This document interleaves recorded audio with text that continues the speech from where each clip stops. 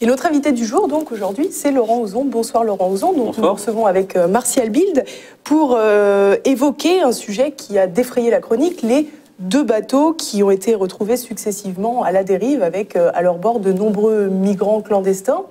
Pour préciser votre fonction, Laurent Auzon, vous êtes fondateur de Maison Commune, qui est une organisation de formation politique, mais également du mouvement pour la remigration. Alors, premièrement, est-ce que vous pouvez rapidement nous expliquer ce que c'est que ce mouvement pour la remigration ? C'est un mouvement qui s'est créé avec un objectif simple, qui est de rendre possible ce qui, aujourd'hui, n'est pas perçu comme envisageable ou réaliste par une partie importante de la population française. Il y a beaucoup de gens qui pensent que l'inversion des flux migratoires est une nécessité, et il y a en même temps énormément de personnes, y compris d'ailleurs chez ceux qui défendent cette idée, qui pensent que ça n'est pas possible. Et donc nous pensons que c'est possible. Nous avons donc entrepris un travail qui est un travail quasiment diplomatique, puisque nous avons déjà établi des contacts avec des organisations au Maroc, notamment, qui relaient nos travaux. Nous avons un travail qui est un travail de communication, cette fameuse campagne d'affiches que vous avez peut-être vu, Bienvenue chez moi, où nous publions l'adresse des immigrationnistes qui, donc, en leur proposant d'accueillir des clandestins chez eux, et simultanément la publication de travaux, d'articles, etc. Nous faisons donc un travail de fond qui a pour objectif, lorsque les élites politiques auront été renouvelées, on va dire dans les années qui viennent, de faire que cette remigration ne se présente pas comme une sorte de cri de douleur, de cri du peur, ou de slogan pour militants politiques, mais comme une réalité et comme quelque chose de réaliste, de pratique, qui peut être mis en place dans l'intérêt réciproque des parties. Et c'est le travail du mouvement pour la remigration. Et alors, concernant justement ces immigrés clandestins, on peut constater qu'en 2014, plus de 160 000 immigrés sont arrivés sur les côtes italiennes. L'augmentation est en gros de l'ordre du simple au double entre 2013 et 2014. Comment vous expliquez cette augmentation qui finalement n'a pas de précédent ? Alors, c'est une multiplication par 2 des chiffres, effectivement, mais je pense que nous sommes encore, là, ces semaines-ci, je pense que nous sommes encore dans un phénomène d'emballement qui va probablement amener à des résultats encore bien plus graves, des flux encore bien plus conséquents dans l'année qui va venir.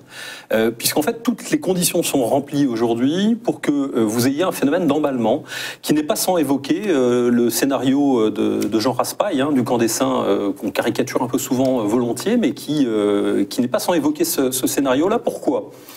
D'abord parce que vous avez en fait 3 éléments qui jusqu'à maintenant ne fonctionnaient pas très bien les uns avec les autres et qui aujourd'hui vont en quelque sorte tous dans le même sens.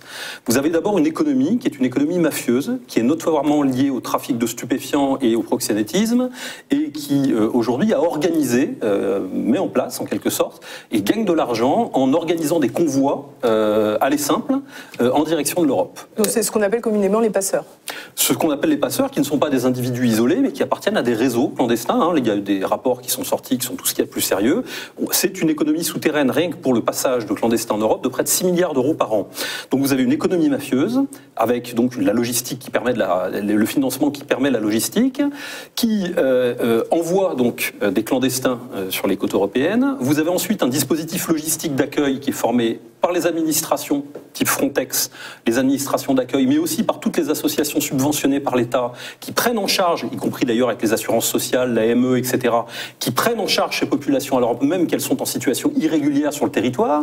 Et ensuite, vous avez un dispositif encore plus important, encore plus décisif, si je puis dire, qui est le rôle des médias du système, qui justifie en permanence ces flux, transforme en héros les capitaines qui ont repêché des immigrés qui menaçaient de se noyer, ce qui est certes un beau geste.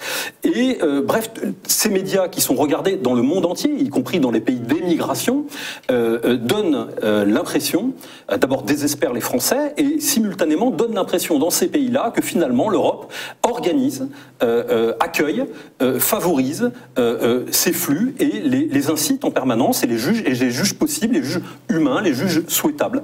Et donc, je dirais la convergence de ces 3 effets, c'est-à-dire une économie souterraine et mafieuse, un dispositif d'accueil et de logistique, et simultanément une incitation qui ne se limite pas à nos frontières, mais qui est regardée dans le monde entier et qui contribue en permanence à légitimer cette immigration, provoque un phénomène d'emballement qui a abouti à ce que nous voyons aujourd'hui, qui n'est pas une multiplication par 2, qui est une augmentation bien plus importante encore. Vous évoquez le roman prophétique de Jean Raspail. Raspail. Oui. Mais il y a une grande différence, c'est que dans le roman de Raspail, les autorités acceptent cette immigration massive.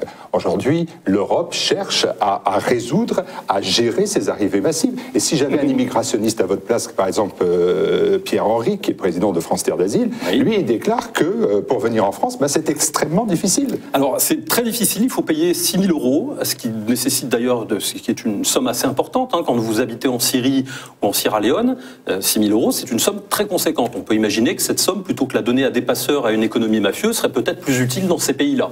Fin de la parenthèse. Ensuite, c'est difficile, oui et non. Aujourd'hui, ces réseaux s'organisent pour toucher, pour emmener de plus en plus de personnes, et le voyage est de moins en moins dangereux. Il y a 15 ans, lorsque vous étiez un clandestin en Europe, vous trouviez une façon ou une autre pour arriver en Europe. Vous arriviez dans une ville, vous trouviez des petites économies, des petites magouilles qui vous permettaient de survivre, et vous pouviez espérer, à la faveur d'une régularisation massive, vous retrouver avec une situation normalisée. Aujourd'hui, le système qui est censé protéger nos frontières, on parle de Frontex, est un système qui va même chercher les clandestins jusqu'au milieu de la Méditerranée. J'exagère, mais déjà à 40 km de nos côtes. Non, ce qui veut dire que... Vous faites peur aux gens, mais dans la réalité, aujourd'hui, en un an, il y a 200 000 personnes, en gros, qui sont rentrées en Europe. Il y a 28 pays, ça représente 5 à 6 000 personnes par pays. On n'est pas encore dans la vision cataclysmique de Raspail. 5 à 6 000 personnes par pays. Donc restons calmes. Non, les chiffres que vous nous donnez, la situation est peut-être envisagée avec calme, mais peut-être aussi envisagée pour ce qu'elle est, c'est-à-dire une situation d'urgence.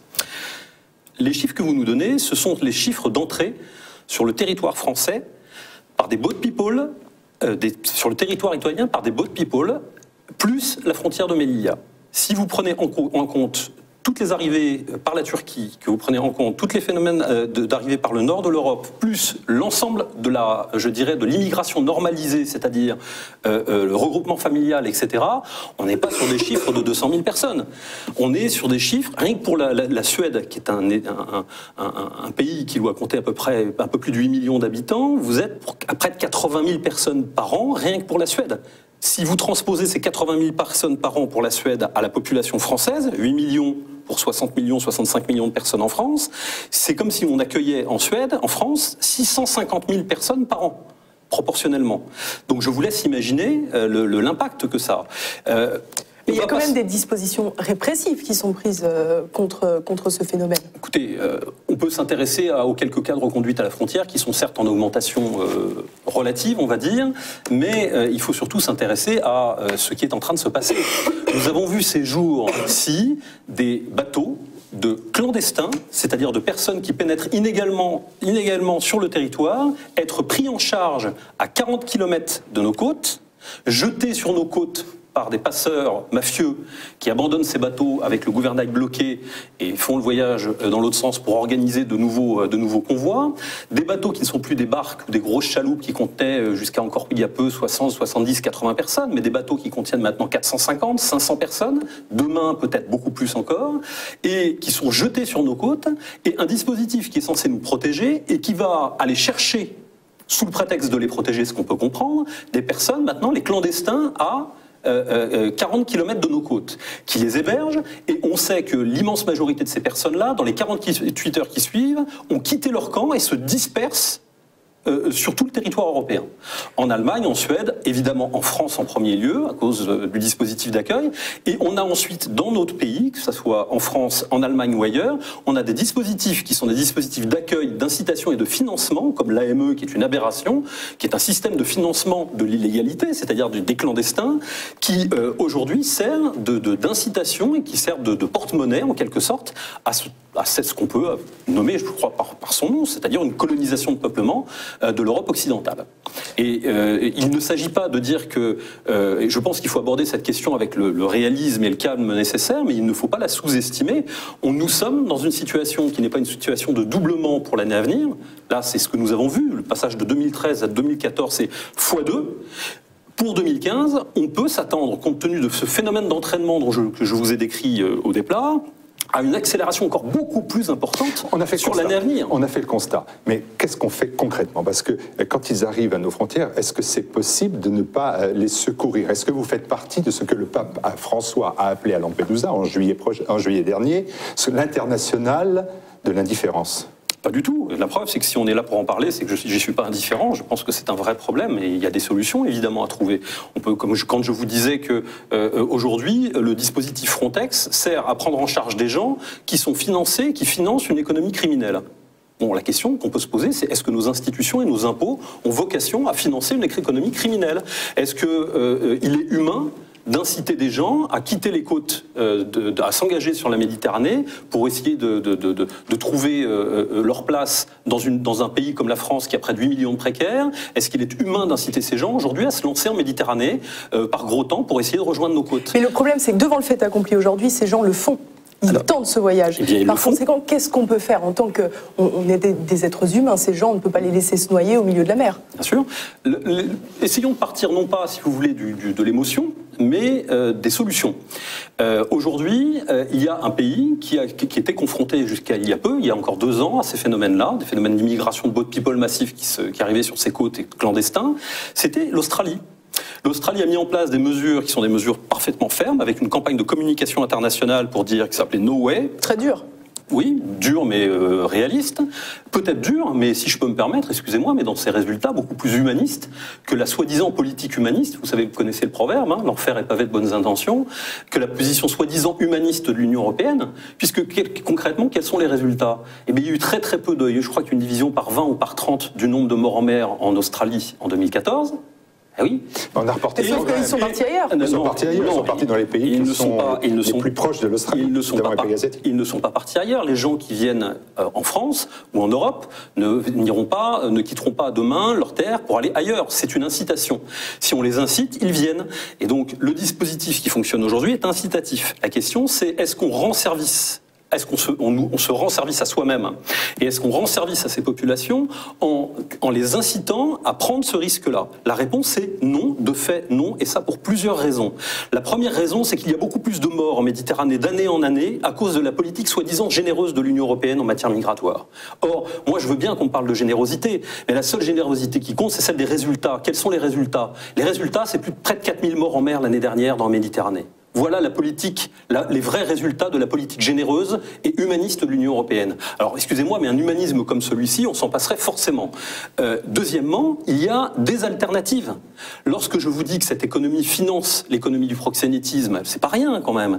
Lorsque je vous dis que cette économie finance, et c'est pas moi qui le dis, il y a des instituts européens qui l'ont démontré, finance est liée aussi au trafic de drogue et alimente cette économie mafieuse du trafic de drogue, je pense qu'on peut aussi se poser la question de savoir s'il est humain, respectable, conforme à nos principes et à notre humanisme de civilisation, de tolérer ce genre de choses. Et ensuite, la question de la responsabilité des médias, tout de même, qui doivent à un moment quand même se poser la question de l'effet de leur travail. Lorsque Routel Krief, la larme à l'œil, nous parle de quelqu'un qui a sauvé 2 personnes qui menaçaient de se noyer en Méditerranée, mais nous sommes tous, à titre individuel, je le pense, prêts à aider, à sauver des gens qui se noient ou qui sont en situation difficile. Mais pour une personne ou 2 personnes qui ont été sauvées par un marin pêcheur qui est présenté comme un héros sur cette chaîne de télévision et regardé d'ailleurs de l'autre côté en Afrique comme un héros, pour ces 2 personnes de sauver, combien ont été au fond de la mer? Eh bien on le sait, près de 4000 personnes l'année dernière. Encore une fois, l'enfer est pavé de bonnes intentions. La politique soi-disant généreuse aujourd'hui et laxiste de l'Union européenne, qui est le contraire de celle qui a été mise en place en Australie, qui est une politique de fermeté, dénoncée comme telle, elle a des résultats. Et ces résultats se chiffrent en morts. En Australie, dans le dispositif qui a été mis en place, ils avaient la possibilité de faire des reconduites à la frontière. Aujourd'hui, est-ce que l'Europe a le fonds économique, à la capacité économique de reconduire ces gens à la frontière?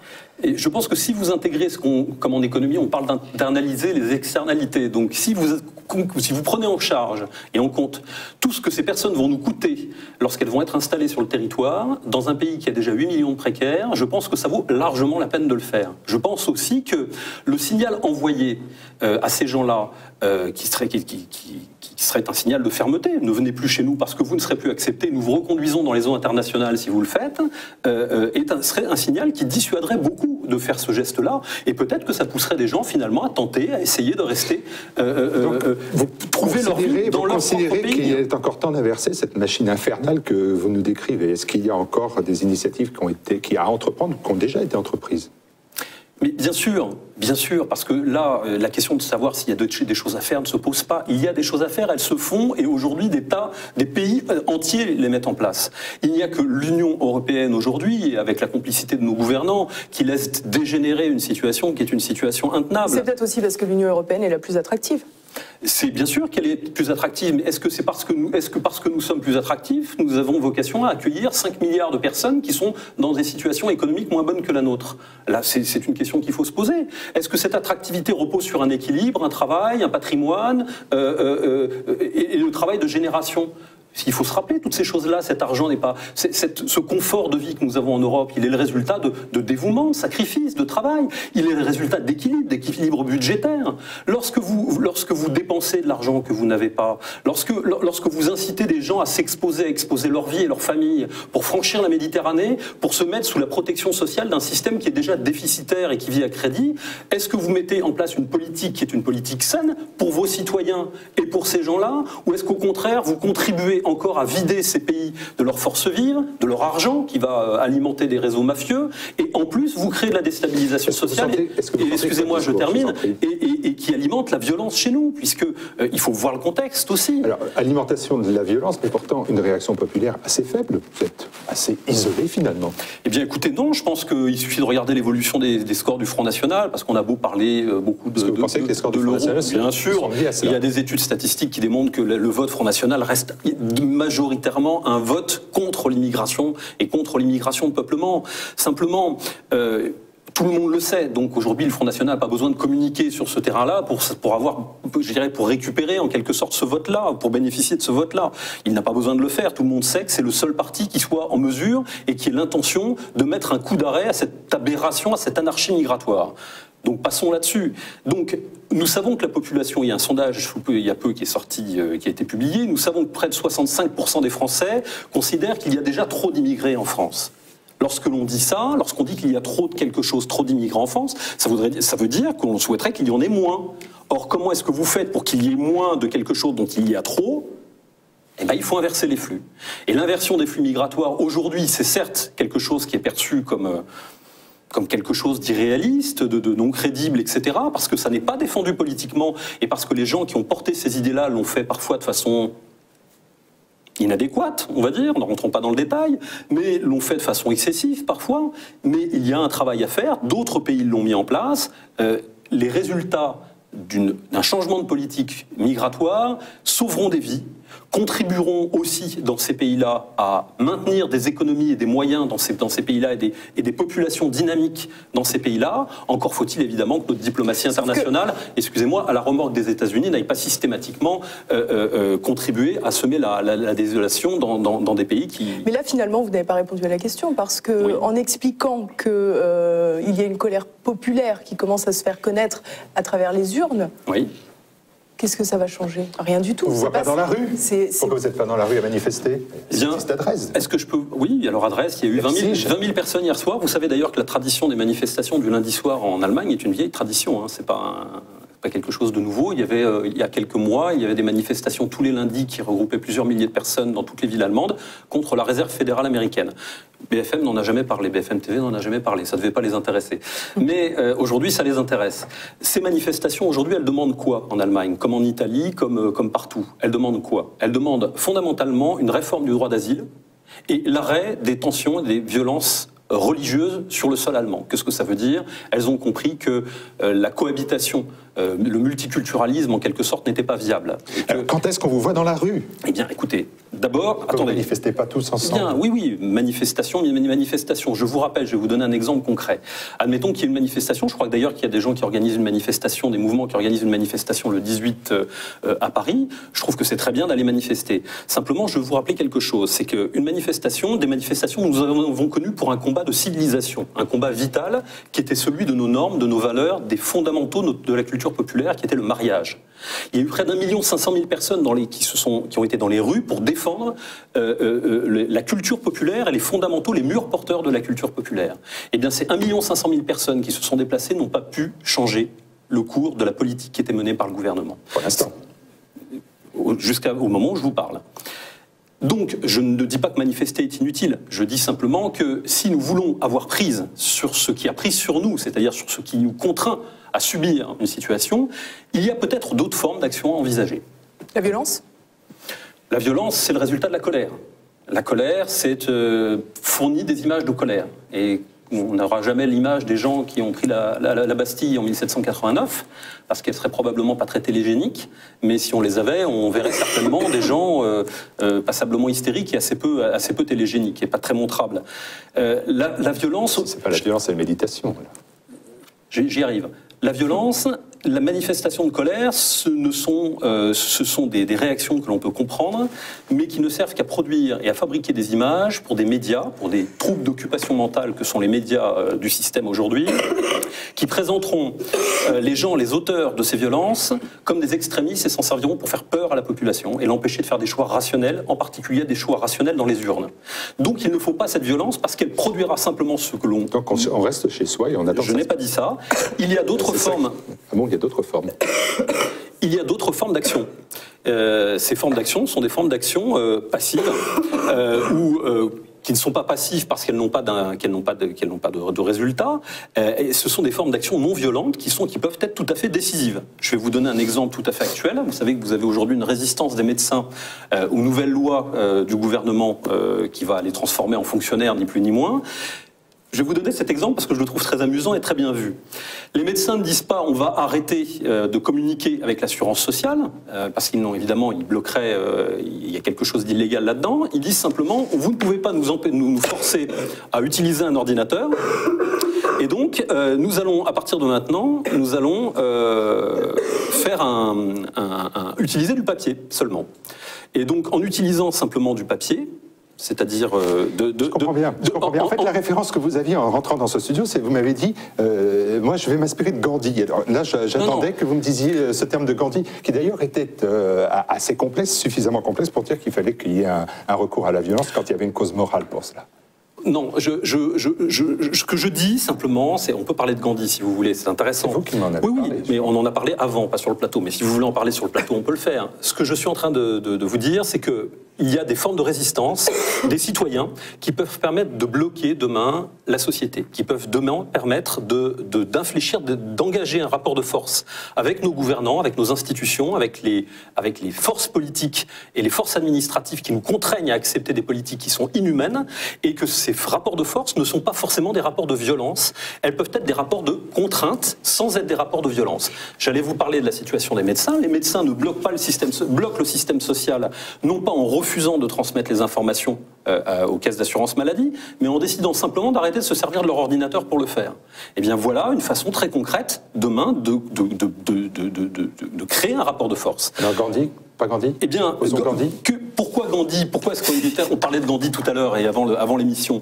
Parce que Gandhi a été confronté finalement à la même situation que la nôtre, dans son pays à son époque. Gandhi a été confronté à une occupation.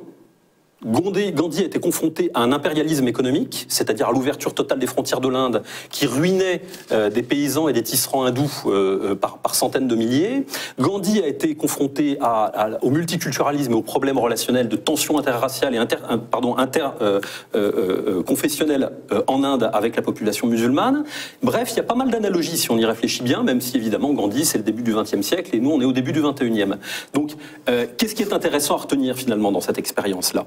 C'est que l'on peut envisager, je pense c'est ce que nous devons faire, nous pouvons envisager des formes d'action qui contribuent à bloquer complètement ce pays, sans violence, parce que, encore une fois, la violence produira des images de violence qui seront utilisées par les médias pour délégitimer notre combat, pour délégitimer notre cause. Les Allemands scandent « Nous sommes le peuple ».